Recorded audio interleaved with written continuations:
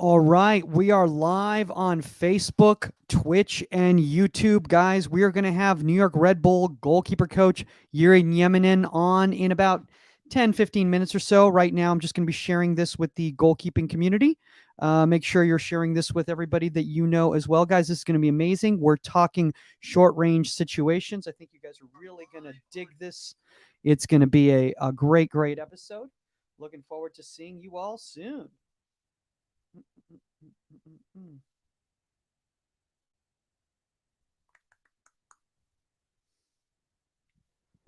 Dun, dun, dun, dun, dun.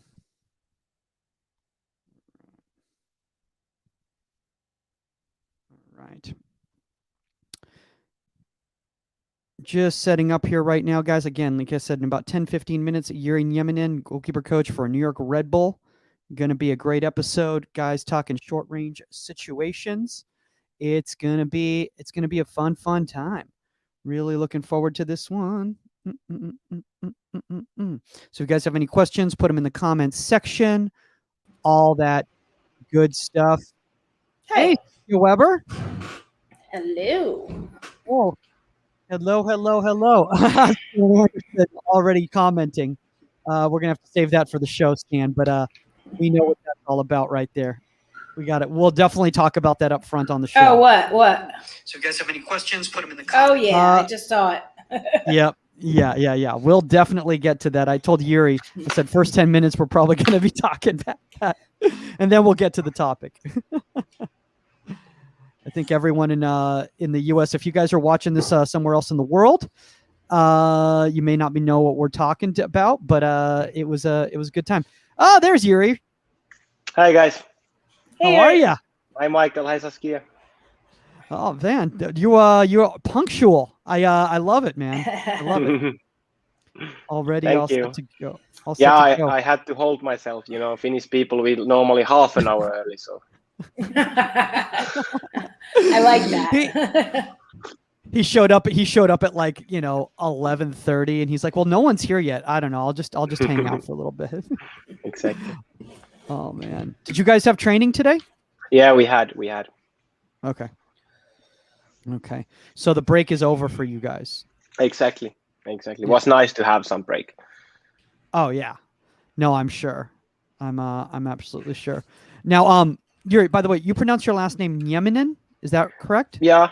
Would be hard to make it any better, I think. Okay. Yeah. 7 minutes coaching. I gave it a shot the best I could. Right there. First, you said Jyri so well that I'm impressed. Well, let's just say I was on Duolingo for 10 minutes beforehand, making sure I'm pronouncing it properly. So well done. Thank you for the effort. No, now Omar's going to be a little bit late, so we'll probably start around. We can start around 2ish, and we'll just let him flow in if we want, or we can hold. It's up to you guys. He's not finished. He's not finished. No. And probably not finished with something else. Right. Oh no. Well, I mean, they're so big time now. They won a game. It's a huge deal for them. They finally won a game, so that's a good that's thing. something. Yeah, it is something. Trust me, if you've seen the season they've been having so far at Las Vegas, it is definitely something. I've seen the table. Oh yeah. Yeah. That's right. It's it's definitely been a struggle, but you guys know, maybe we can even talk a little bit about that with the second team. It's very difficult because players are coming in and out, for Red Bull too. I'm sure you guys have that same situation. Yeah, exactly. Yeah. Did you watch the US-Mexico game by any chance last night? I didn't. Okay. I didn't. All right, then we won't delve too hard into that one right now. Yeah, I should know more, but but we all our smiles this morning. Yeah, so congratulations. I think it's amazing. I mean, look, it's nice to say congratulations about the men for change. Just saying. I was like one of the first people to post congratulations. Are you kidding me? Exactly. I know, which honestly, it takes a lot for Saskia to congratulate the men. That's not true. it's good for soccer in America, period. Yeah, exactly. Well, I mean, it's good also, and we'll talk about it on the show. But backup goalkeepers coming in those types of situations. Beyond. He killed it. Absolutely. Yeah. Absolutely. Yeah. And especially after getting scored on, to still step up. Yeah. Exactly. Yeah. When I heard about that, I wanted to see the highlights today, but no chance. No chance. Too busy day. Yeah, no, I feel you on that one, man. I mean, that game for you guys was on very late at night, so it wasn't like for us, where I think it ended actually close to 10 o'clock for us, so must have 1 a.m. for you all over there. Yeah, exactly. Yeah. Yeah, so I'm in the bed 9 p.m. So. See, that's why you're half an hour early, because you're in bed at 9 p.m. Exactly. It all counts. It all counts. Yep. Consequences. All consequences. Yeah. By the way, Suskin, we'll talk about it on the show too. But shout out to E getting the call up El Salvador. That's awesome. Mm-hmm. Yeah. Speaking of backup goalkeepers, right? Yeah, I'm super proud of her. She's earned it. I'm like, I can't imagine there's a better goalkeeper out in El Salvador than her. So I'm like, she's earned it. That's awesome, man. All right, we'll let me check in with Nomar and see how far along. Did you say Nomar? Yeah, with Nomar. I'm gonna check in with Nomar, and then I'm gonna have Nomar Garcia Parra reach out to Omar. Tell Mia I said hi. Like you said Nomar. Did I say Nomar? Is it a baseball podcast now? Hey, maybe it could be. Although I'm not the baseball guy I used to be when I was younger. I was really into baseball when I was a kid. I'm guessing, Jyri, growing up in Finland, baseball wasn't a big thing for you. Yeah, the funny thing is that we have our own baseball, which is basically officially the national sport. What? So yeah, What? so the difference, it's called, like, the direct translation is baseball in Finnish. So the difference is that you're pitching directly up like this. So there is like a plate that the ball has to land to, and the field is, instead of going kind of circle like you do in baseball, you go like a diagonal like this and then home. Oh, I gotta see this. What? Yeah, I need to send you guys the YouTube link. Yes, you do. I gotta Yes, go. I'm gonna look this up afterwards. You will be surprised, because that's really popular in our countryside. Or maybe I should say it used to be. It's all the time losing their crowd. Okay. So Jyri, today's podcast was going to be about short range scenarios, but it's going to be now about Finnish baseball. Baseball. Because we need to find out all about this. How big's the field?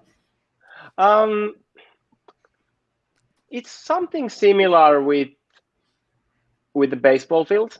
It's the length is maybe a soccer field. Oh, okay. I would say, yeah, and it's kind of this shape, like a V shape. Yeah. How big's the ball? Same size like baseball. Oh, Same size like baseball, but just not those not that grip part. Right. Yeah. Like more like cricket ball. Yeah, I would say also very very hard as well. I gotta watch this.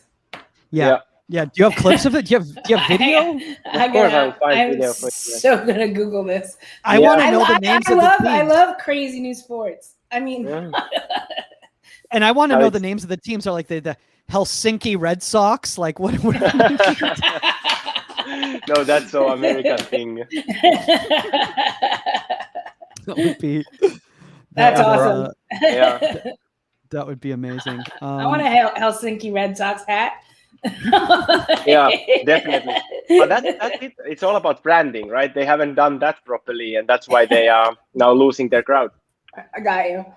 See, I honestly, I'm not gonna lie. I really want Finnish baseball gear to walk around. Like, there's nothing more hipster than to have Finnish baseball in the United States.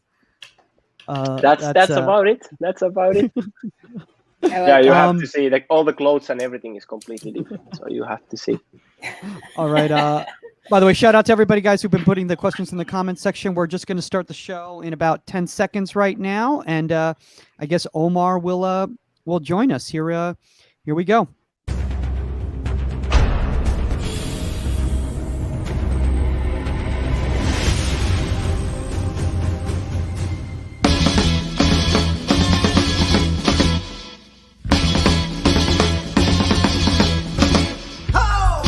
Welcome to Inside the 18. I'm Michael Magid, live from Hollywood, California.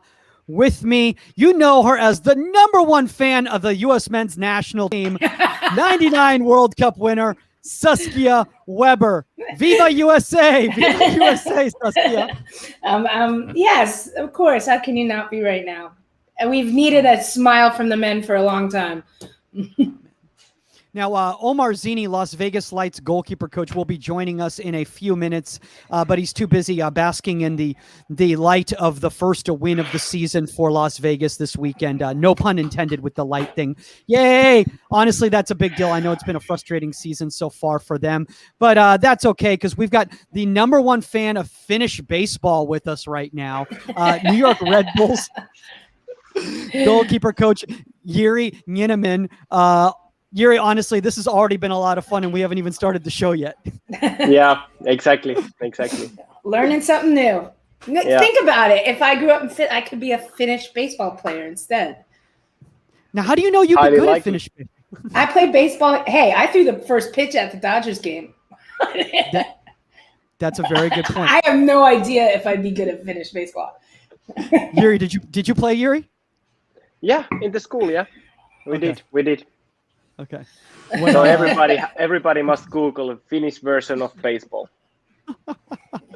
Well, everyone's like turning in and they're like, this is a Finnish baseball podcast. It's not what I expected for the next hour. Actually, it's going to be a goalkeeper podcast, guys. And we're going to be talking about short range scenarios, especially in the 1v1. But kind of before we kind of get into that, Jyri, for those people out there who kind of aren't familiar with your journey, it's been insane. You've been all over the world. You're like just a little boy in Finland who traveled the world to become one of the best goalkeeper coaches out there. It's just been what a journey, man. So why don't you tell us a little bit about kind of like from leaving from Finland, going to Qatar, South Africa, all of that? Yeah, it's been a journey, really. Where to start? I have tension to tell this story either too long or too short. So it's all right. You're not Omar, so don't worry about it. It can never be too long. Go for it. So first of all, of course, I was a player first, and had that dream to make it international, make an international career in soccer. And Finland not really being a big soccer country, so. From the start had the idea to go abroad, also same time see the world. I wanted to do that since a young boy. So yeah, played as long as I could, basically in some kind of semi-professional level since I was 17, moved first time away from home since I was 17. So it's nothing new that I have to move often and be separated from the family and friends and all that. So get used to that in quite early age. So played in Finnish the third tier, getting paid a little bit, but same time coaching like 50-50.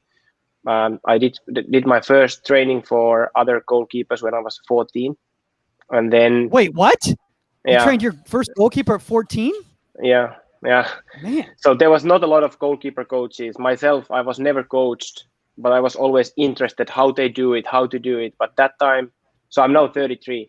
So that's 20 years ago. So there was nothing available. There was a couple VHS videotapes or something like that, and that's all about it. So went to see the trainings of adult, try to copy things. That's how it was always. But anyways, so. Went around to Finland, went to small villages to make most out of it. Coached same time kids and women's teams and everything just to be out there, to be able to do soccer for living. Did that until I was 23 or something. and then got kind of first time recognized as a coach, and people were also like valuing or rating goalkeeper coaching more at that time, but there was not a lot of coaches. So I got into a good academy job at that time, but still played at the same time, because even the academies were not full time. But yeah, it was quite conscious from then that I'm gonna make it as a coach. This is what I'm driving towards to. Because before it was still like I'm trying to play as long as I can, but knowing that the long-term future is in coaching. You know, it's real quickly, you know, Jyri, before you kind of go into that, you know, I love the fact that you brought up the fact that there was no goalkeeper training. So at 14, you started doing the goalkeeper coaching, because Saskia, we've had this conversation with people who've even come on the show who've said, you know, when they grew up, there was no goalkeeper coach in their area and they had to coach themselves. And because of that, they got into coaching. Mm-hmm. No, yeah, absolutely. And whether it was VHS tapes, which I love, which young people out there listening, you have no idea what that is, but that's okay. Yeah. But yeah, you had to figure it out for yourself. You know, where you fall into, are you watching the right thing at the same time?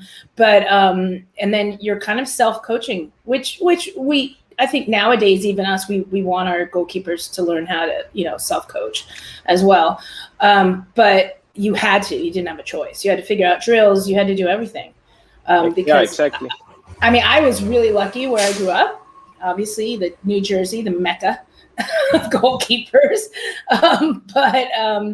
But other than that, Jyri's in the thick of that right now. Jyri's surrounded by goalkeeper coaches. Yeah, absolutely. Exactly. But yes, it was very rare.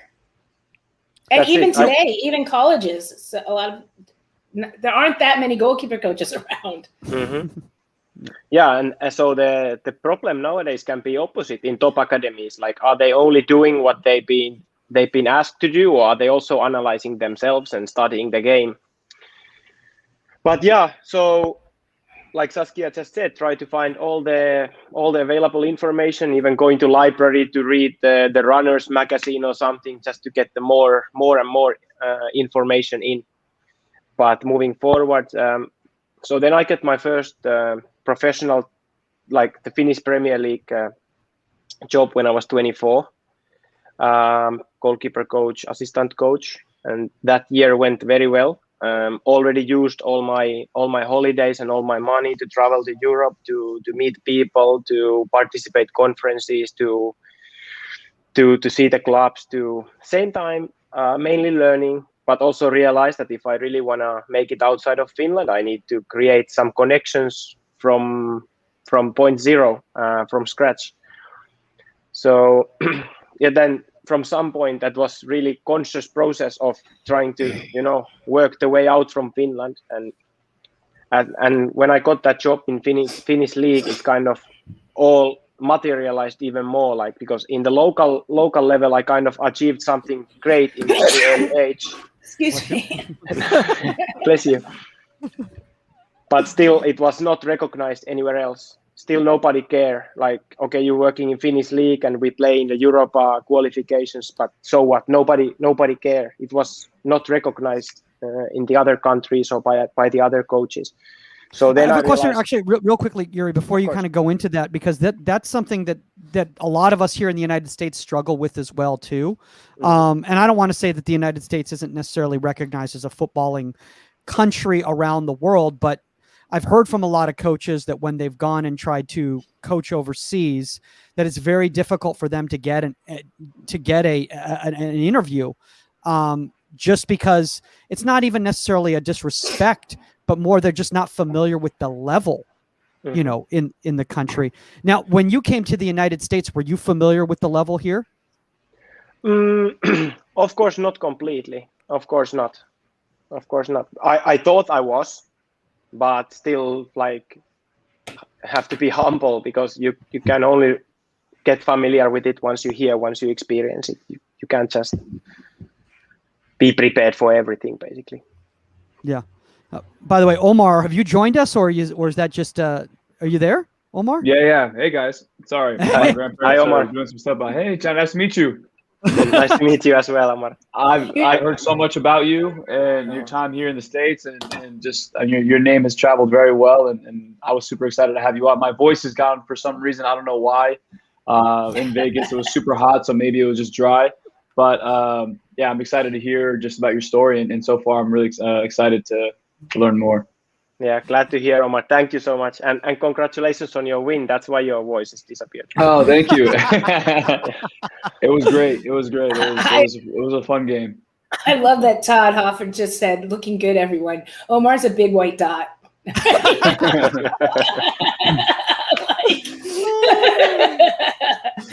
See, honestly, Omar's doing what everybody does when they come back from a weekend in Vegas. They're just like, no camera, no camera. Yeah. We know why your voice is gone. Whatever. I wanted to say something about that, but Oh my gosh. Well, guys, let's get a little bit into this topic right here, because I think it's a really good one. And today's topic, guys, is going to be dealing with short range scenarios. This is something that Jyri brought to my attention. The trend lately, especially in MLS, has been that a lot of goals have been conceded from short range scenarios. And now, Jyri, for maybe some parents out there who don't know what we're referring to when we mean a short range scenario, what do we mean by that? Yeah, so for me, the main thing is not exactly in what location in the field the event happens. It's more what's the distance in between the goalkeeper and the ball at that moment when the goalkeeper should be actively acting, making save or block or whatever. So that's what we're talking about. So and another definition for me is basically the distance that you have to react straight away. You don't have time to take any steps anymore. You just have to do the save from where you are. So that's basically the definition. But it's not that simple. It's not that simple. It would be so much easier to draw the line from the goal, and it's everything that happens inside this area or box. But it's not like that. Yeah, I'm glad you brought that up, because it's not simple. And Saskia and Omar, if you want to speak, Omar, I know you're saving your voice right now for your next Vegas adventure. But we talk about this on the show all the time, Saskia, when people kind of go like, oh, what is the solution? What is the formula? And you're like, well, there's no right answer when it comes to a scenario like this. No, but the right answer is that you have to constantly be focused and position yourself in case. And so, you in these scenarios, if you're caught out of position, they're like, there's no time to adjust, really. You have to deal with where you are at that time. So if you can kind of get ahead and kind of be proactively reading the game before a quick through ball or before something in a short range happens, then you're in the right position to deal with it. There is no time to back up, reposition yourself, or something. It's a quick reaction to a very quick situation. Yeah. Go ahead. No, just I think from like a coach's perspective, I used to do a lot of drills where it was cut back on a one-time finish, and I think somebody watched one of my videos and said, "Hey, understand that a lot of these finishes, even though they are coming from which our coach at Cal State LA called the 91, which is like 91% of the goals happen kind of like 18 and in, and kind of like an arc where it's one touch, two touch finishing." And it was just like, you can't keep showing the same picture over and over. It has to be one touch, two touch, a layoff. And from a goalkeeper's perspective, that's what Saskia is kind of saying, is that layoff or that ball that gets, recycled to the top of the 18, when you're kind of stepping up a little bit and you're looking over the crowd that's stepping towards the ball, sometimes people's hips rise above that level, and that ball that goes, underneath the legs, it goes to the far post. It's super hard to readjust your hips from shooting up and then shooting right back down. So it's just communicating letting them know, like, if the ball goes out and you're searching for the ball through traffic, keep your body and your head at a level position so you don't have to travel too far back to the ground. I love the thing that you just said right there, Omar. And Jyri, I want to ask you about this, because obviously you're coaching at the highest level here. But I find that a lot of times, a lot of young goalkeepers try to keep readjusting their body shape. They kept readjusting their body shape, which is actually a detriment rather than a positive for them in these scenarios. Yeah, definitely. And Saskia said something super important, that there is no time.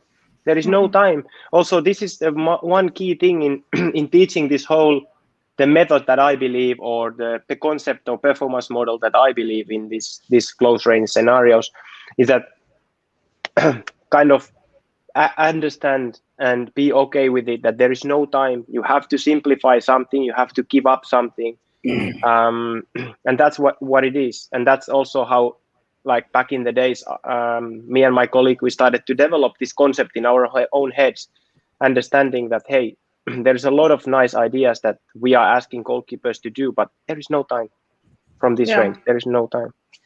Yeah, and I think that for us, it was always like you have to be. It's better to be set and out of position than moving. And we found a lot of goalkeepers, young goalkeepers, try to, okay, the ball's traveled from here to here really quickly. I'm supposed to get to this location.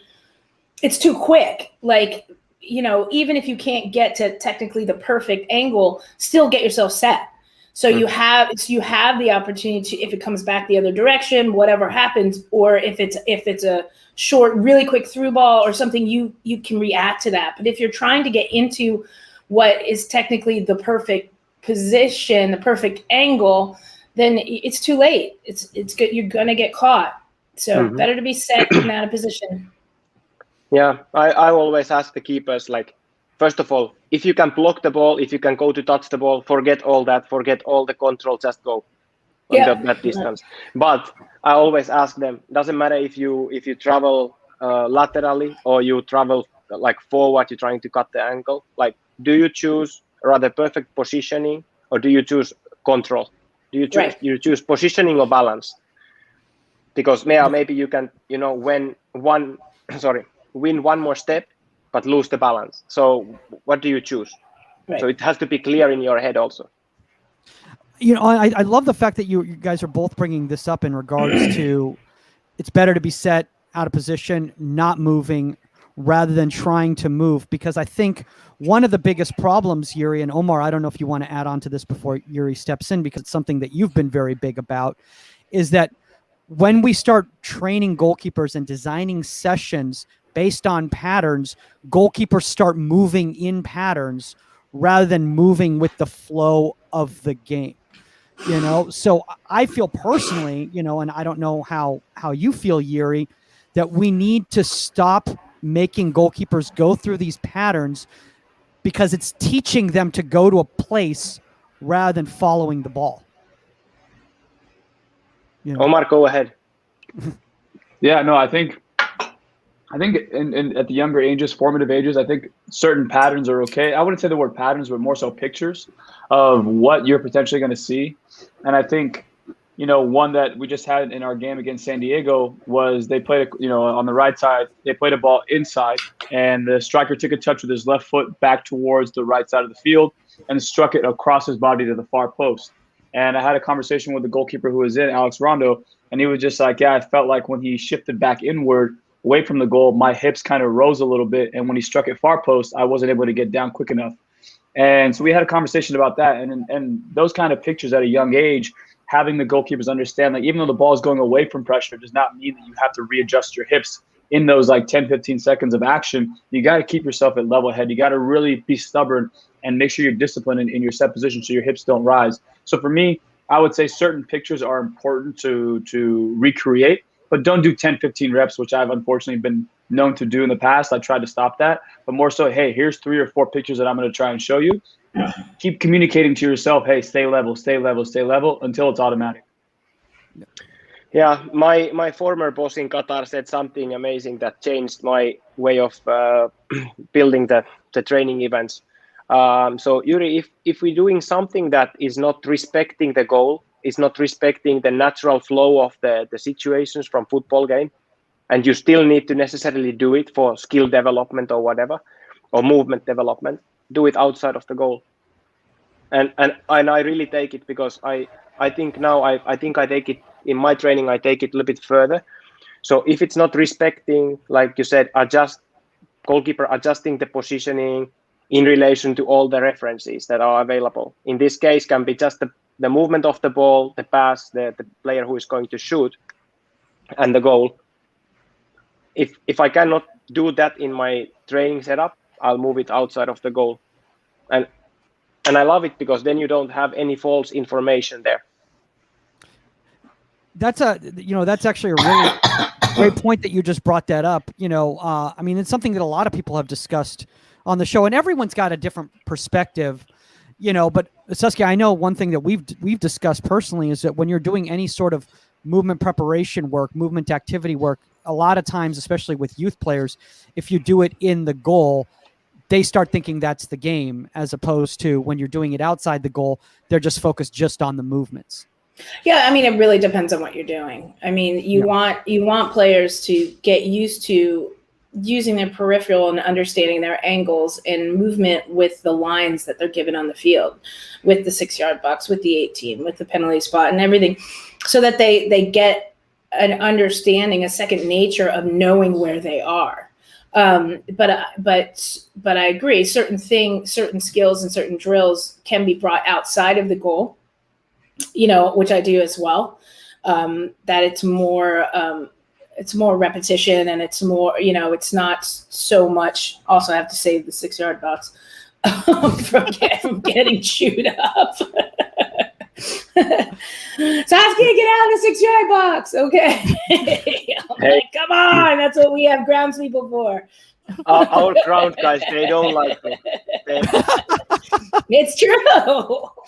I don't think any groundskeeper like the goalkeeper people at all, because we're always using that space. We're always using there's that. a reason. But pulling the goal out to the top of the 18 or outside the 6 or something like that, it's hilarious. But I mean, look, Omar's lucky, because he's in Vegas, they're just training in sand, so he doesn't have to worry about that. Oh man, the field was so thick, man. I don't know. It's going to be such a rough.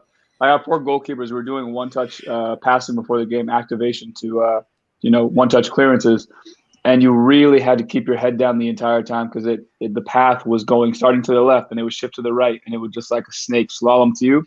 And you don't know where it's going to break. So you got to keep your head down and strike through, which is another like extra thing that we can try and train. But sometimes the facilities are where you end up going. The goalkeepers have to their best ability, try to win the day. You just brought up a really good point. And Jyri, actually, I never even thought about this in regards to the elements and the environment that you're training in or playing in is also going to affect how you deal with a short range scenario. A lot. I know. Also, like, even I have to also change my exercise setups in South Africa because of that. Because I'm shooting a lot of one-timers and all that, but it wasn't the same. It wasn't same anymore when the training field wasn't in a great shape. So that's something as well. Yeah. Now I think you said you have some kind of samples that you kind of wanted to show us so that we kind of get a little bit of the picture what we're referring to. So did you want to throw those up there? Yeah. We can do it now. Okay, cool.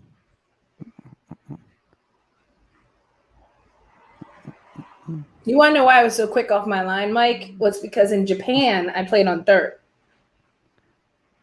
So I didn't want to. You played on dirt? Yeah, we played on dirt. We used to rake the goal area to break up the dirt to make it softer before practice. Oh wow.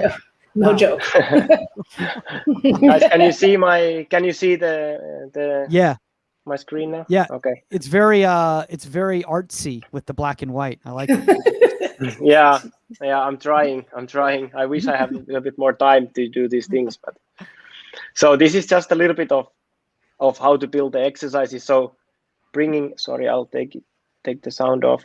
So basically take something from the game, right? Okay, obviously very critical moment, super important. We need to fix these things. Going to Monday training. This is going to be the main topic. So, like I said, it's not something that happens in the game. So I take it outside of the goal in this day. So first exercise is just to hold, to stand, to work on your set position.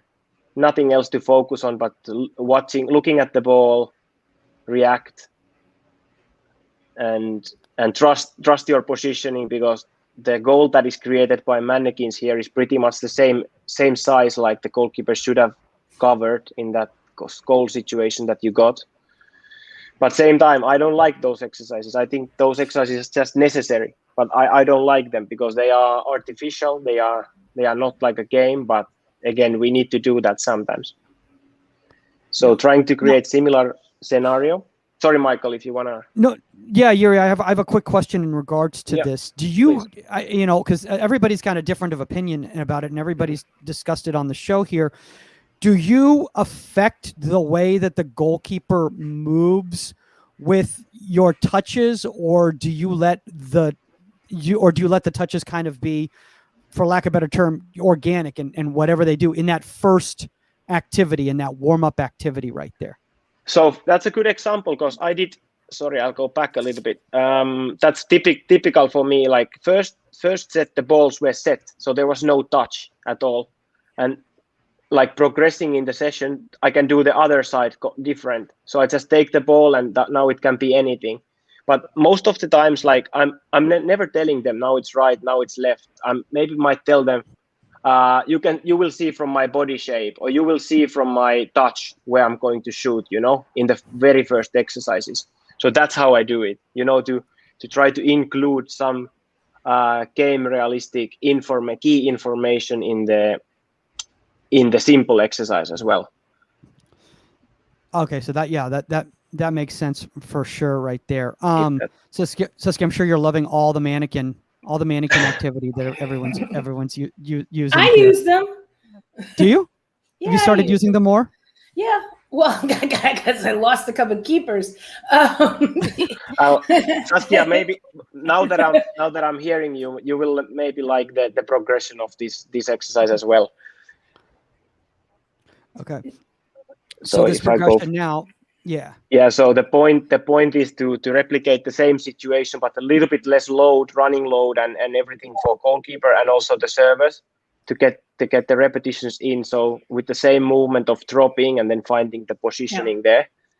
But here, like you said, it's still a lot of constraints. It's not very open yet, but it's to get the repetitions. I've got something, Jyri, that I want to bring up right here, and this is a discussion that we've had consistently on this show that a lot of young goalkeepers don't understand. They think short range scenario, very little space, I always move up at the ball. And I've been very, very, very big on this in this past year of making sure that they're creating depth when they need to, because based on the angle is going to determine how you approach that ball. If it's more direct, then you'll approach. But if it's a short range, but it's at an angle, you're going to drop to create depth to allow you time to react. Yeah, exactly. It's completely different story if it's from the central or it's from the angle. Yeah, but also another important thing there is the defender. So if the defender is able to play that duel first, maybe you can give him some time to catch and do the tackle, because that situation can be solved even before you have to step forward. So depending on the scenario. Omar's awake. We see Omar. Yeah, no, I mean, it really depends on the pace of the ball and everything. Like, are you going to have time to readjust by retreating, and or does the pace of the ball dictate that you do have to stay or come forward? And that's why you have to do all different scenarios. Yeah, exactly. Or maybe the touches of the striker are so good and short that there is no time to step because he can punish you anytime. Absolutely. So obviously, now going to the real scenario like it was in the game. So I wish that we could already every day just work this, but the guys are not physically ready, of course, straight up. But same time, you could see that. But see, I like those last ones. I like that because even though he was retreating, he's still paying attention to the attacker. He takes a bad touch, which is too far away, and he realized that that's his opportunity to close. Exactly. Instead of a lot of young keepers would stay. And because so that was the name of the exercise, basically. Right, they would stay, and now give that attacker a free rein to take a shot. And everything. Now you realize, okay, there's a bad touch here, so I'm changing. I'm changing my thought process right now, immediately, and that's what young goalkeepers need to understand. It's not one thing. It's not okay. I've retreated. He took a bad touch. Let's let him get the ball again. No, exactly. You want that bad touch because that gives you the opportunity to close, to be big. Yeah, and I think it's so good to include that in every exercise. Yeah. Like whatever you do, so simple. Like let's say that you focused on a easiest thing of catching or something. Yeah, maybe you just sometimes drop the ball down and they have to react and go to collect it or whatever, because this is not robotic. This is something completely else. Yeah. And so maybe just touching another thing of this is the game feedback. So this is the first day in after the game. So it's quite simple. It's because it's something that really happened, and we try to replicate that. So there is a little bit less options. But now if we do the same scenario in match preparation at the end of the week, then it will be so much more open and so much more options, because we don't know what happened. After the game, we know what happened. But so what you're saying, Jyri, is that you take this same activity 2 day, match day -1 or -2, let's say, and you take off the restrictions, or you take off, for lack of a better term, the training wheels, and now you see if what you did on Monday or Tuesday is now being replicated without coaching. No, not like that. Okay. Not like that. Okay. So what I mean, like the match day -2, -1, it's always the match preparation for the next opponent. Right. But I mean the training setup at the beginning of the week can be more restricted like that, because we want to replicate something that already happened. But at the end of the week, we are preparing for a specific opponent. So we are trying to replicate some scenarios that might happen. So there is more options and more decision making in that sense. No. Okay. Now I get what you're saying. Yeah. Omar, taking good notes here, Omar? I mean, I just want to see what the next part of the session looks like.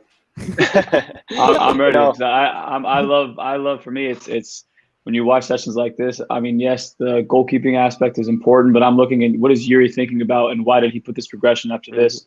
So it's good to get. I'm trying to go into your mind. I love the goalkeeping stuff, but as a coach, we have you here, so I'm trying to look into your mindset of all this. Yeah, that the philosophy is always most important, because that's something that you lean to every single time. And really, like at the moment, I have most of the days I have 20 minutes, 25 minutes goalkeeping time. So it's really up to choosing the exercises and priorities, and guys being angry at me every day. Can't we have a little bit longer warming up and all that? It's like, no, learn to survive.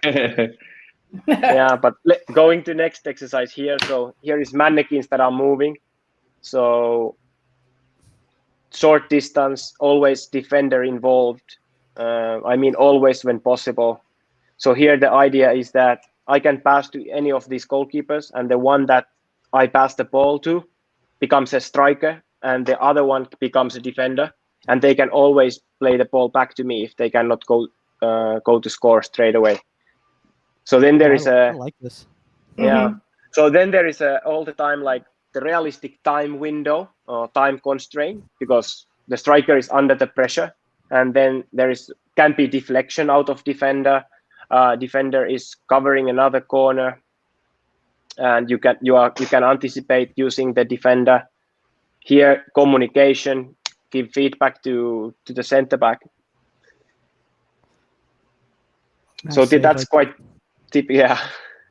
And another thing that we might talk about this later, but really like, because I have so heavy emphasis on this short range in my work. So this is another finding when I started to do this with one research. So this is another finding, that most of the situations also come from wide areas. And development can be that it can be second ball following this situation or whatever. And if you look at MLS now, it's so many goals scored like that. Like, I don't know how many times I've seen Joseph Martinez tapping the ball in from that scenario. And I think a lot of that, and Jyri, better than me, because you're coaching at that level right now, but is because of the speed of the play of the ball that's being played in is such that it disallows you to really react in time to get in position if that ball is played properly. Exactly. And defense line to be unorganized, and definitely. Yeah, I love this stuff, man. This is so cool. We have a question right here. And I just want to kind of throw this up here right here from let's see if I can get this Feda Kulgalic.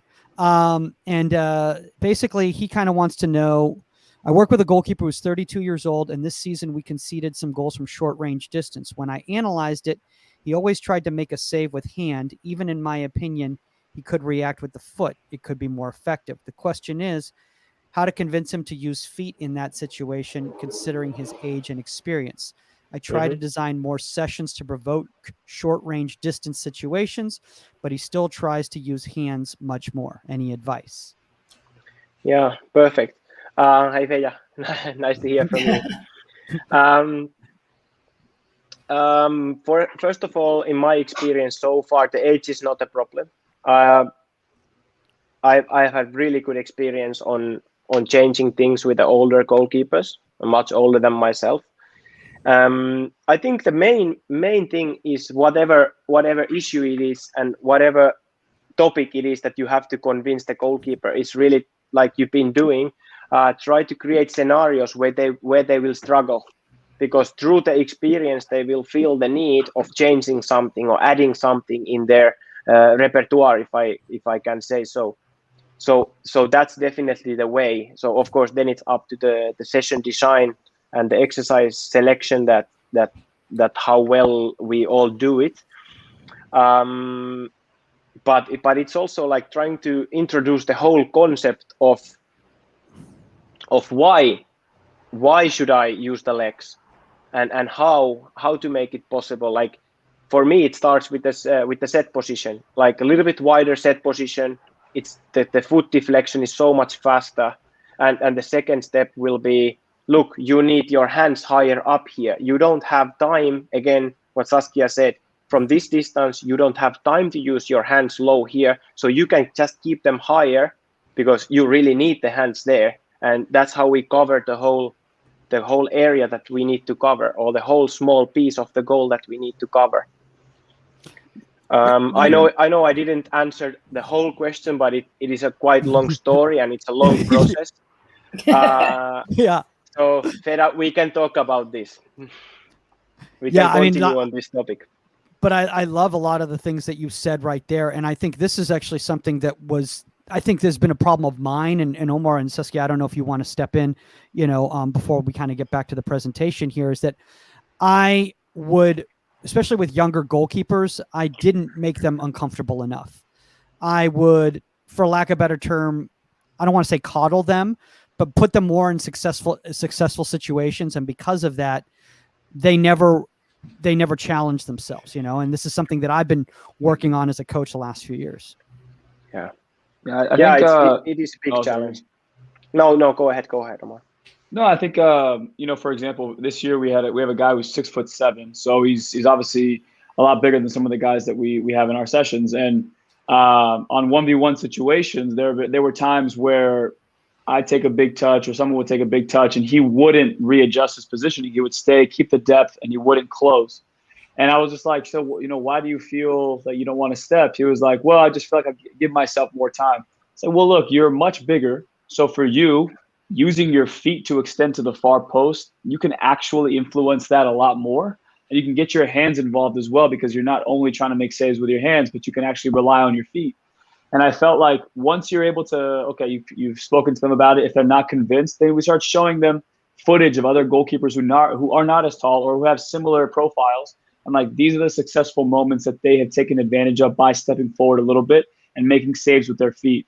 So I think, to answer your question, I forgot the guy's name, but if you wanted to find somebody who has a very similar style of play to the goalkeeper that you're training, try and find successful moments of those goalkeepers in those situations, whether it's 1v1, whether it's close range angle shots, or even close range essential shots, where the goalkeeper was successful using their feet and when the feet were a good idea to use. So I think once you're able to conceptualize that with the video, I think for me that's an easy way to not convince them, but to give them the idea of how they can actually use their feet. Mm-hmm. Good, Omar. And also another thing that came to my mind, because now we are talking about goalkeeper who is in Europe. So also to understand the cultural background, where you're coming from, because that's something similar, like goalkeeper that Omar was working with, is that he feels that he has more time. Yeah, so that is something that he relies on because he's been taught that before. Mm-hmm. Mm-hmm. And now the same thing, like I should go to all the balls with my hands, and you live like that for years and years. So it is the cultural, the habit created by a culture is really strong there. Like, for example, Italian keepers, it's all about going to every ball with hands, and that's it. Now you just have to change that, the mindset first, to be open. And another thing that came to my mind is that why do we use the foot? So put somebody to goal that who has never been a goalkeeper, but is not afraid of ball. So he will the short range ball. He will never go with hands. He will go to foot every time. And so that means that that's natural for us. That's natural for human beings. So the fact of going with hands, it is learned habit. It's practiced habit. And that's why I got so early convinced on foot deflections and stuff when I realized this. And another way of doing that is not only make them uncomfortable by conceding goals once they use the hands or they have the too narrow set position or whatever, is make them feel successful. So let's now, for example, you can see these two mannequins in the goal, in the video now. So create a small goal of those dummies, or make a small goal and ask them to keep hands a little bit higher, legs a little bit wider, and shoot only low balls, and see how it goes with feet. So, also through positive experiences, try to open their mind. I love the fact that you brought up the positive thing too, because I think that makes it a little bit easier for myself, especially when working with younger goalkeepers. And Saskia, I know this is a conversation that we've had off the air and everything like that, but and this is an issue that a lot of coaches have, is that they either go one way or the other. They go either no success or too much success, as opposed to finding that gray area when working with their young goalkeeper. Well, I think the most important thing about this is understanding when and why. Like, I think what we find with a lot of young goalkeepers is whether we've talked about this so many times, that they're setting too early on with a K save. They're automatically going with their feet. The ball's too far from them. They can go with their hands. They can do a front smother. They can do something, but they have it in their head because this is how they've been trained. Let me do a K save, and the ball's 15 yards away from them. And you have to, as a coach, teach when and why to use certain techniques. Hey, keep the ball out of the net, period. Okay, let's start there. But that I've run into this problem with one of my goalkeepers, and her timing on it's wrong. It's like, why are you putting yourself into that type of a shape, not making the save or giving up a rebound or just not making the save? When you have time to actually, gather yourself correctly, body weight forward, and make the save, and make a save with your hands. I think that, in tight, close reaction, I agree with Jyri. Like, use your foot. Like, it's hard to get your hands down to a shot like that. That's tight by your feet, in the kind of weird zone where maybe you can do a front smother, maybe not, and everything. Yeah, but I think there are a lot of coaches out there that are coaching it wrong, and coaching the timing, the distance, and everything wrong. And I think we see that a lot with kids, young kids today. Well, I think, one of the things, and Jyri, step in and tell me if I'm wrong here, but I think one of the issues is that we're not taking into consideration the different sizes and the attributes of the goalkeeper, because where let's say, myself or you can spread, and where a 6'7" guy can spread. And thank you, Jyri, for finally being a goalkeeper on the smaller side, so both of us can speak on the same wavelength. But it's very different. They can spread earlier than we can because they cover more ground with their body. Exactly. Yeah, there is so many things that we have to take in consideration, but still we need to have a clear idea what is optimal for us. but then from there we start to adjust, and from there we have to be open to study all of our goalkeepers and everything. And of course, this is again like big time difference between professionals or adults and kids. And you're also looking at the pace of the ball. Like there's so many things that go into that. I mean, if you're coming up against, in pro, that ball's being fired at you and you don't have time to do certain things, Yeah. Like it's like when you get young kids and they're like boxing a ball or something. Yeah. You're like, why? Well, just catch it. I didn't kick the ball that hard at you. It's not falling. You know what I mean? Like it's not moving all over the place. But, it's, again, we as coaches have to understand the different levels, paces of the ball and everything. Mm-hmm. Yeah, definitely. But that's like what Saskia said, again, very well about when to do the kick save and when to dive, for example, because that's what they get wrong if they practice it in wrong context. So that's why it's so important to have these game scenarios all the time same time as we do the technical development, because now you have to relate that this is happening in these locations, this is happening in these distances, this is happening following this kind of plays, because it's really brain, it's not only the technical execution of something, it's really context development, like it has to be all the time there, the game situation where I'm going to need this skill and how the distances are defined. I've got a question to everybody here and whoever wants to take it right here, but I'm just thinking about the mental aspect of the short range scenario, because much like Saskia, you're bringing up boxing and young goalkeepers and just boxing everything. I think short range scenarios are also something that a lot of times is a mental block for young goalkeepers rather than an actual physical action issue. Jyri, is this something that you've recognized when working with younger goalkeepers? Yeah, and older also. I think there is no difference, especially because we need to remember that short distance scenarios are not so practiced 5 years ago, 10 years ago. It wasn't existing. So also for professional goalkeepers, it's something that they have to do, but they don't have really a performance model to apply. So for them, same as for the kids as well, you have to kind of explain the whole thing and help them to see it also from striker perspective. For instance, you don't need to cover the whole goal anymore. Now the distance is so short, nobody has time. Even the striker doesn't have time. So now the goal is only this small. The goal is mini goal now in this particular scenario. So it's really like teaching the whole whole situation to them, or the whole picture basically.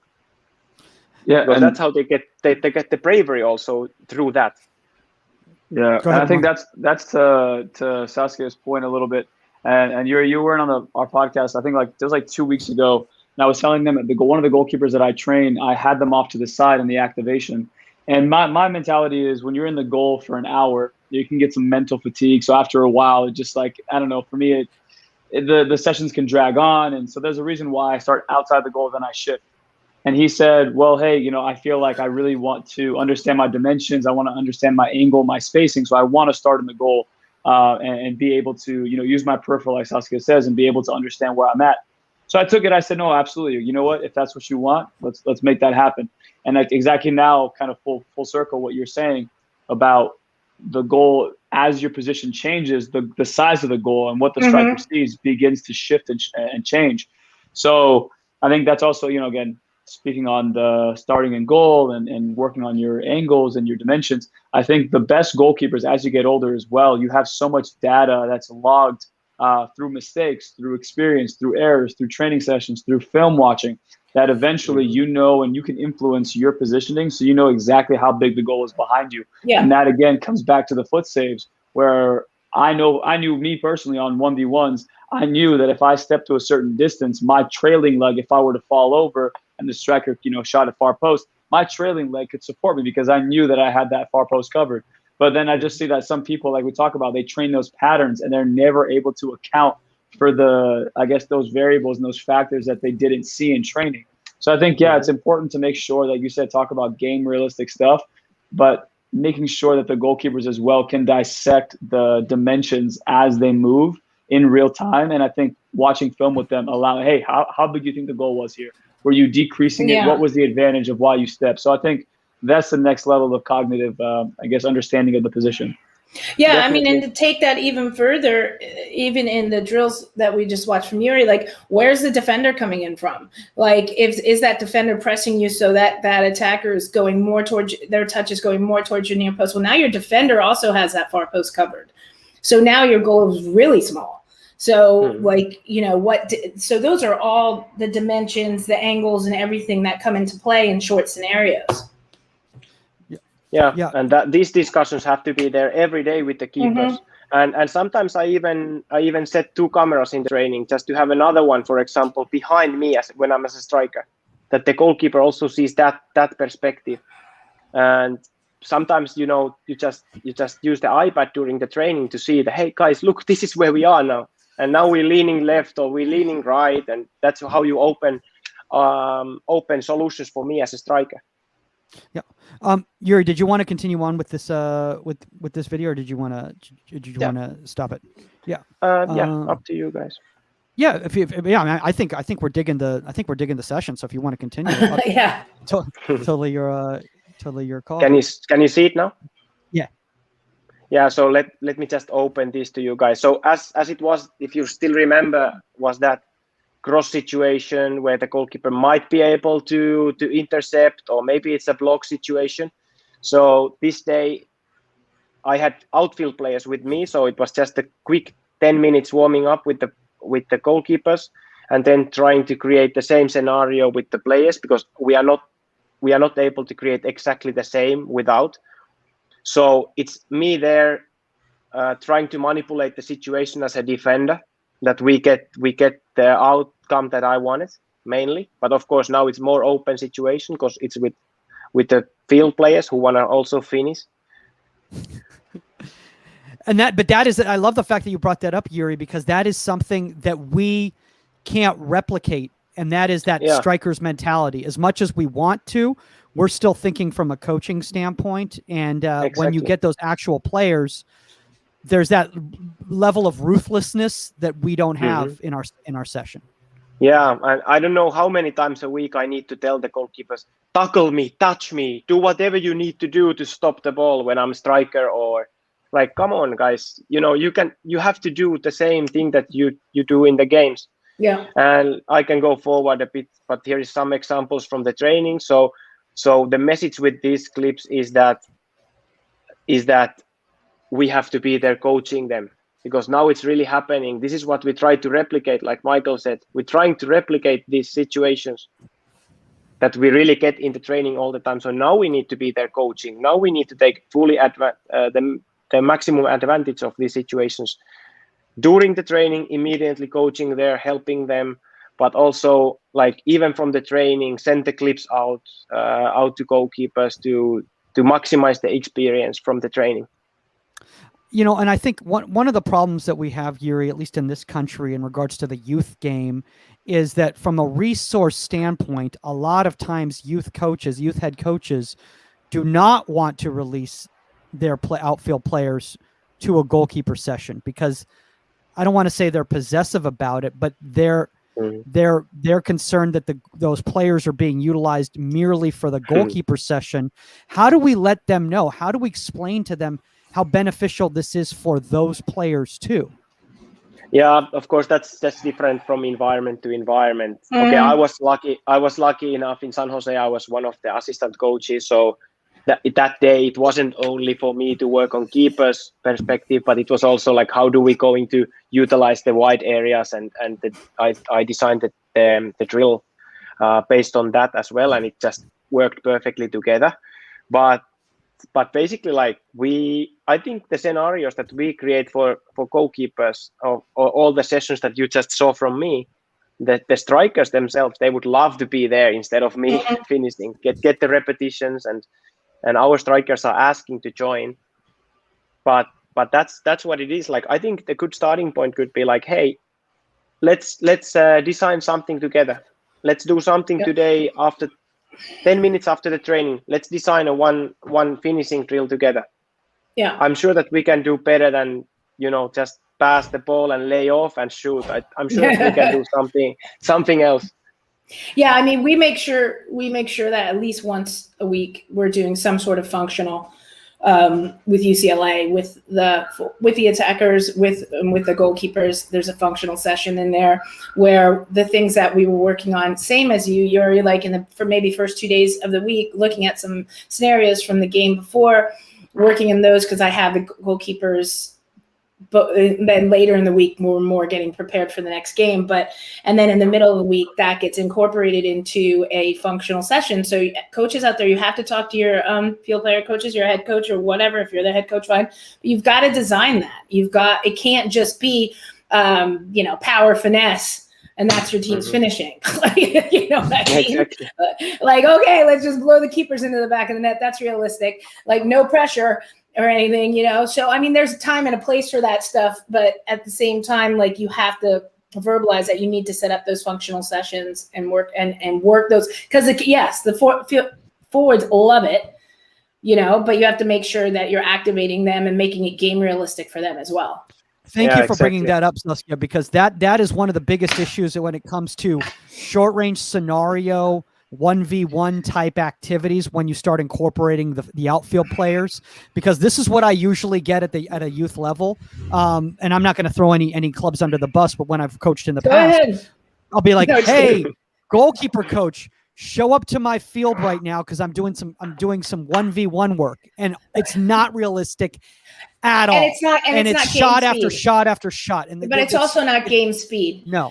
And like, actually, there's something that our assistants will do when we're in certain scenarios. They do a countdown. Like, they have 3 seconds to get the shot off. Like, Sunshine does not have 4 touches in the box. I'll be like, hey, yeah, okay. What are you camping out? I mean, making lunch? What are you doing? Like, and I'll be like, it's got to be game speed, game realistic, because it's not benefiting anybody if it's not. And that's a big mistake that that coaches make. They're like, okay, this is slow as can be. This is never going to happen in a game because it's not developing, and it's not effective for your field players either. Yeah, that's always the moment of conflict with between the coaches, right? So yeah, how many times have you heard that? Sorry, this is not really for goalkeepers. This is not really. So then, okay, so why do you think that it's good for anybody then? Who is working in the same football, soccer game, 11-11? Are we not in the same game or what? Yeah, I absolutely love that. I've heard that so many times, Omar, and I know you've heard that too because you've been in those scenarios before.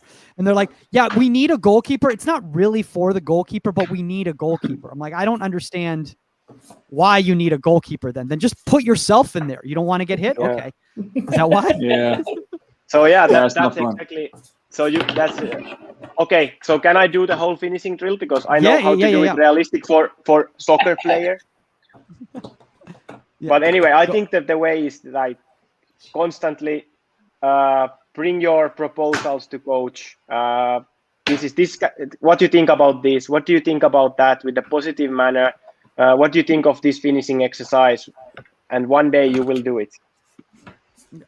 I got a question here, and this is, I know, a discussion that we've definitely had on this show before, and that is regards to, and Omar, I don't know how your Wi-Fi is right there, but anticipation when it comes to these scenarios. And actually, this is kind of something that is coming up from another question that Feda has in the thing. And instead of popping it up right here, I apologize, Feda. I'm just going to kind of go into it.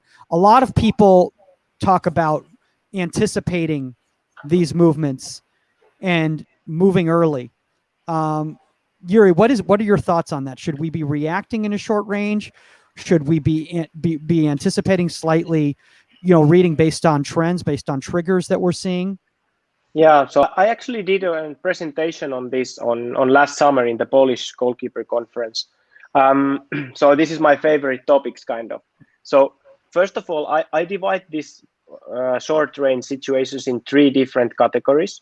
So number 1 is the closest. So it's the blocking zones where you just should try to go for block with whatever technique. And the furthest one is the reaction zone where you still still far enough that you will have some time to react, and maybe the game references like the defenders and all that are still there, kind of helping you enough that you can still wait. And then the mixed zone, I call it, is kind of the trickiest one, where when you cannot block, you would like to be closer to block, but same time you don't really have time to react anymore. So I call it mixed zone, because I think it's like kind of half anticipation. So now you can anticipate based on the references that you can see from, like you said, maybe the defender is blocking the goal a bit. Maybe the body shape of the striker is something really difficult, so you can use that information. Maybe the angle that the ball is approaching the striker is something that allows you to anticipate a little bit, or whatever you can see from the situation. So over there, I think it's up to learning to read those cues. Like I said, that's why we need to put those cues in the trainings all the time, even if it's simple exercise for them to read. And now you can, I always say, you can anticipate with your movement, you can anticipate mentally, you can be prepared for something more than the other thing, or you can anticipate with your body shape. Right. And Ter Stegen takes it to the highest level sometimes, when he is kind of closing the first post already, and then making the full blocking opening or big block on the back post side. So he's kind of very proactive in his anticipation. But to close it off, I think the anticipation is absolutely necessary, and we just need to learn to do it better and better and better based on the information available. Yeah, and I think actually in one of your clips there was a good anticipation because of where the defender was, because of the shape of the forward, that it was obviously going far. There was no other place to go with the shot. And so it was like for a post. So sometimes I'll be in practice and my keeper will let that up, and I'll be like, are you the only person on this entire field that did not know she was shooting far post? Like, honestly, like, she had no other place to go. So that's where you can get the jump on it, and your anticipation can go. And obviously we're not talking about something, this is something split second. This isn't like, oh, I'm going, you know what I mean? This is split second, but it's still that little split second jump, or that little, because there's no other place to go. So, you know, you've got that covered. Your defense got it covered. Their body shape and everything is giving it away. So those are scenarios, and keepers at the highest level get better and better and better at that. Exactly. Yeah, and also, like, again, there is a cultural bonding that has to be fought against sometimes, because again, you have that, well, yeah, but what if I go there, I'm leaning towards that side, and they shoot in between the legs of the defender and it goes to first post. Yeah, okay, that happens, but it's a goal as well. It's goal anyway. So, like, okay, so how I'm going to look like, and all those things are affecting them. But it's, again, like teaching the whole concept and whole scenario, and make them to understand that, hey, from when the shot is coming from this position, it is already 70% chance that it's a goal. So now we need to, with this anticipation, we can make it 50-50, or we can make it 40-60. So understand that this is not anymore area to wait and react and make sure that you don't look funny. No, try to do your best to stop the ball. But I think, and Omar, I want to ask you this, if you can hear us here. But I think one of the biggest problems that we have as coaches is that we don't teach how to anticipate properly, and because of that, you start seeing goalkeepers over anticipating, and then everyone's freaking out at them, like, what are you doing? You're literally now manipulating the game to allow them to score, rather than the opposite. Yeah, exactly. And that, Michael, that's guessing. That's exactly what I was going to say. Anymore. There is a total difference between guessing and going way too early and anticipating. And that's different. And that's what I said. This isn't, I'm going. This is a split second, understanding the situation, understanding the positioning of everybody. There's only probably 90% chance this ball is going here. So I'm waiting for this ball to go there and then go, as opposed to going, like guessing. Exactly. Yeah. Exactly, and that's where we need to be there when they play 4v4 short distance games, and they are flying right and they're flying left before the ball is even shot. That's when we have to be there asking, why did you go left? Why did you go? Yeah, but there is no chance. Yeah, but there is a chance. Why did you go left? Based on what? What made you to do that? And to make it conscious, more and more conscious process, and that's daily. Yeah, agreed. Yeah. No. Omar, can you hear us? Yeah, I can hear you. Okay, because I just wanted to ask you, because this is something that I know, this is a conversation that you had with a goalkeeper not too long ago in regards to the why, and you started recognizing the fact that they were reading it all wrong. And because they were reading it all wrong, that's why they were making those decisions. And it changed your mind on how to go about coaching this person and giving the information. Yeah. But I think, again, it's I think it was, I forgot who we had, Sam Meek, Mike. I think he was like, in the English style, the way they say is praise the intent. And I think the only way that you really help someone develop their, I guess, understanding of the game and kind of their manipulation of the game is by obviously mess up, but fail forward. Like, you don't just try something that you have no idea why you're doing it, and then you make a mistake. You'll never learn from it. So understanding the concepts and understanding what you're trying to do, and then if you mess up or they score a goal or you concede, then you can actually say, oh, okay, well, I knew what I went in with, the foundational piece. Okay, maybe I need to adjust this. I need to adjust this. And then from there, the manipulation and understanding and reading of the game really starts to improve. I just think that a lot of kids out there, again, whether it's their training, whether they've been, no one's ever praised their intent, so they always think they're doing something wrong, so they never actually build on concepts or ideas, and they throw good ideas that didn't go right once to the trash. I think you need to, as a coach, give them the praise when it doesn't work out well, the intent of it, and when it does work out well, so they can actually start feeling confident in those decisions. And most of the time, the difference between a goal and somebody who concedes a goal is that little bit of confidence that they actually trusted their positioning versus somebody who trusted it and then someone told them not to do it again and they bailed out last second and they conceded. So I think it's just a marginal difference. And I think we as coaches, verbally or just showing them on film, we can actually help to try to influence that. I want to say something right now, and Saskia, I know we had this conversation. Omar, I don't know if we did last year, and now as I've been kind of evolving as a coach, it's been making me change my opinion on how I saw this play. And Jyri, I don't know if you saw it because I know you were in South Africa at the time, but there was a Tyler Miller play before he got injured last year. And it was a cutback scenario. And Saskia, I'm sure you remember this, Omar, you remember this. And he overjumped the cutback. And because of that, he got caught on the near post. And the comments I was seeing on social media and just even the way I approached it when I first saw it was like, what was he doing, without really thinking about, wait, I need to know what the context was here. Why did he do that? And then I'll have a better understanding on why it failed and when it could work. Yeah, I mean, if I remember the play correctly, and that's one of those things that's like just trying to get into position without be out of position and set.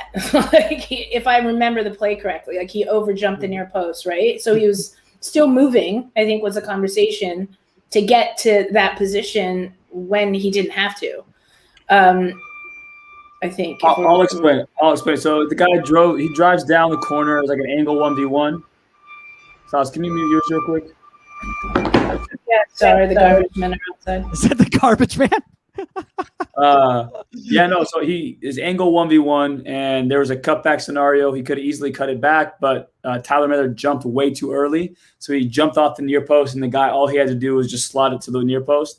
And people were just like, you need to go through the mental checklist. Well, that was everyone's, I guess their Monday morning quarterback type of thing was, hey, he should have probably stayed there a little bit longer and then react to that shot. And if it didn't come, then should shift across.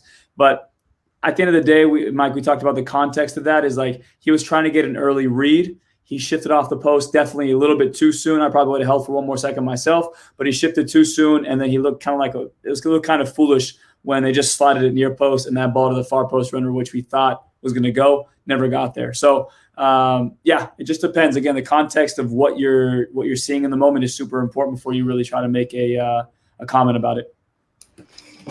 Obviously, I didn't remember it. That's okay. A lot happened. I don't know if you guys know this. A lot happened last year. There was a lot that happened last year in 2020. So that's a lot happened okay. last night, but we didn't get to talk about that. Oh, yeah. Well, maybe we'll talk about that with Kevin Hartman on Wednesday as a former U.S. men's national team goalkeeper. I'm sure he's got a lot to say about that match. Jyri, first off, thanks for taking all the time, man. I know you guys are, kind of coming back into it after the international break, and you're in the middle of your MLS season right now.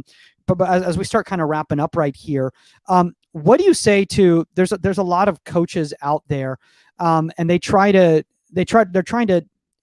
these scenarios, with their goalkeepers, but they're going about it from a technical standpoint more than a tactical standpoint, especially at the foundational ages. I'm talking about 9, 10, 11.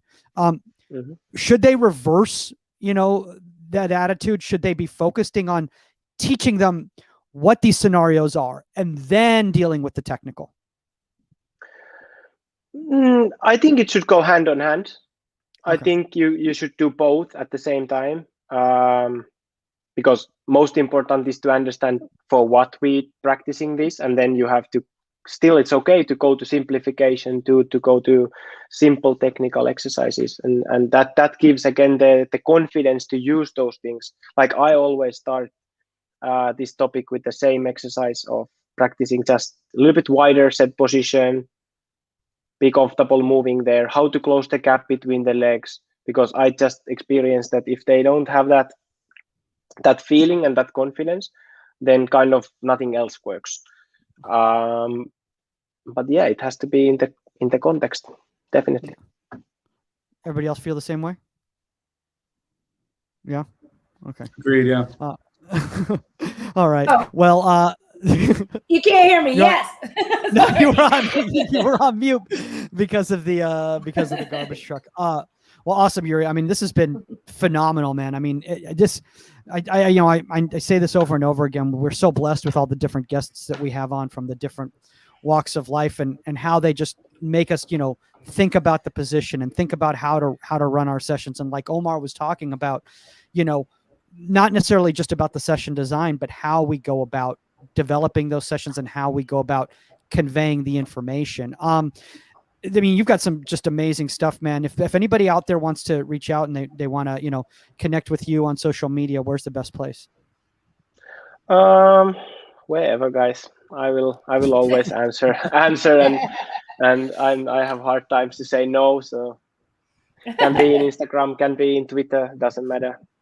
I open all those every now and then, Well, we'll put that in the show notes. And guys, if you want to reach out to Omar Zini, give him a day. He's got to get his voice back. So give him a day before you get back to him at ProGK Academy _ on IG, at Saskia_Weber on all social media platforms. If you have a guest suggestion or a topic suggestion, contact at insidethe18media.com. That's the number 18media.com, or at Goalkeeper Podcast on all social media platforms. If you want to reach out to me directly, that's my handle right there, guys, at Michael Magid, Magid. That's all the time on Inside the 18, and we are out. Later, guys.